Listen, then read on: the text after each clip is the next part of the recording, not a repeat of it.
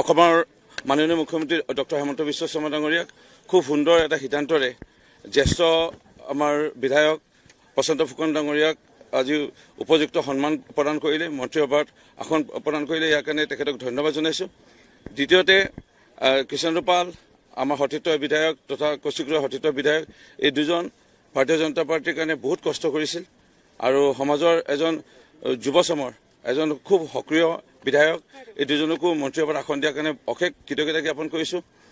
আমাৰ চাহ জনগোষ্ঠীৰ কেৱল নহয়, অসম চাহ মজদুৰ সংঘৰ এজন শ্ৰমিক নেতা, বহুত কমটি বয়সৰ পৰা চাহ বাগানৰ লাইনত জন্মগ্ৰহণ কৰা ৰূপেশ গোৱালা ডাঙৰীয়াক আজি উপযুক্ত সন্মান জনালে আৰু মন্ত্ৰীসভাত আসন দিলে। ৰূপেশ গোৱালা ডাঙৰীয়াক আৰু ৰূপজ্যোতি ৰূপেশ একে ৰূপৰ পৰা আৰম্ভ হয়। সেইকাৰণে মই পোৱাৰ দৰে নিচিনা হৈছে, সেইকাৰণে মই মন্ত্ৰীসভাত আসন পোৱাৰ নিচিনা হ'ল। সেইকাৰণে ৰূপেশ গোৱালা ডাঙৰীয়াকো এই আজি উপযুক্ত সন্মান জ্ঞাপন কৰাৰ কাৰণে মুখ্যমন্ত্ৰী ডক্টৰ হেমন্ত বিশ্ব শৰ্মা ডাঙৰীয়াক অশেষ কৃতজ্ঞতা জ্ঞাপন কৰিছোঁ। মোক দৃঢ় বিশ্বাস, নতুন এটা উৰ্জা লৈ এই মন্ত্ৰীসভাখনে আগন্তুক আৰু 1.5 বছৰ দিনত অসমৰ ৰাইজৰ কাৰণে বহুখিনি উন্নয়নমূলক কাম কৰিব পাৰিব, মনৰ আশা পূৰণ কৰিব পাৰিব। আজি এই দিনটো অসমৰ বাবে মানে ঐতিহাসিক এটা দিন হৈ ৰ'ব যেন মোৰ বিশ্বাস। বিজেপিৰ বাবে এনেধৰণে কাম কৰি গ'লে আপোনাৰ বাবেও কেতিয়াবা ভাল দিন আহিব বুলি আপুনি মই বিধায়ক হিচাপে সমানে এজন মন্ত্ৰীৰ দৰে কাম কৰি থকা নিচিনা মই উপলব্ধি কৰিছোঁ আৰু বৰ্তমান ভাৰতীয় জনতা পাৰ্টীৰ এজন বিধায়ক হৈ মানে মন্ত্ৰী আৰু বিধায়ক সমানে বুলি ক'লেও ভুল নহ'ব। এনেধৰণৰ আমাৰ যিটো সন্মান আজি ডক্টৰ হেমন্ত বিশ্ব শৰ্মা চৰকাৰৰ দিনত আমি পাইছোঁ। মই আজি 4বাৰ বিধায়ক হৈ আছিলোঁ আগতে আৰু মানে কংগ্ৰেছৰ এই সন্মান, এই মৰম বা এই আদৰ বা এনেধৰণৰ উন্নয়নমূলক কামৰ কাৰণে যিটো মানে অসমৰ সম উন্নয়নৰ ক্ষেত্ৰত যিটো এটা গুৰুত্ব আৰু পাব লাগিছিলে বিধায়কসকলে কংগ্ৰেছ দলে নাপালে আৰু যাৰ কাৰণে কংগ্ৰেছ দলটো আজি প্ৰায় লাহে লাহে শেষ হ'ব ধৰিছে। ভাৰতীয় জনতা পাৰ্টীৰ চিন্তাধাৰাই সুকীয়া আৰু সেই সুকীয়া চিন্তাধাৰাই আজি সুকীয়া এটা পদ্ধতিৰে কাম কৰি গৈ আছে।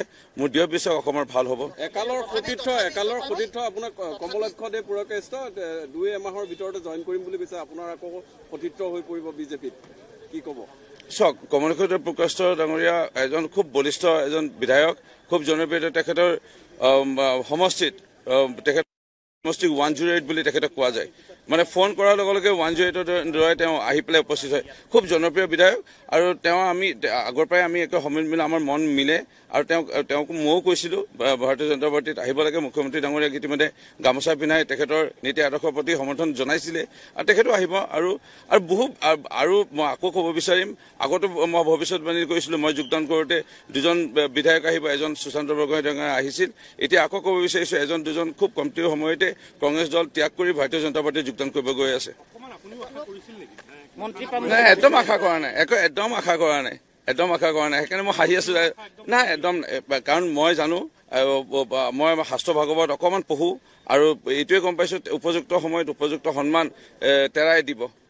তেৰা মানে নেদেখাজনে দিব, ভগৱন্ত ঈশ্বৰে গুৰুজনাই দিব আৰু সেই বিশ্বাসতে আছোঁ উপযুক্ত সন্মান এদিন নহ'লে এদিন পাম। সেইকাৰণে এতিয়া মোৰ সময় হোৱা নাই। ভূপেন বৰাই এতিয়া ৰাজীৱ ভৱনত কাউণ্টডাউন লগাব, ঘড়ী লগাব মানে বিজেপি শেষ হ'ব বুলি।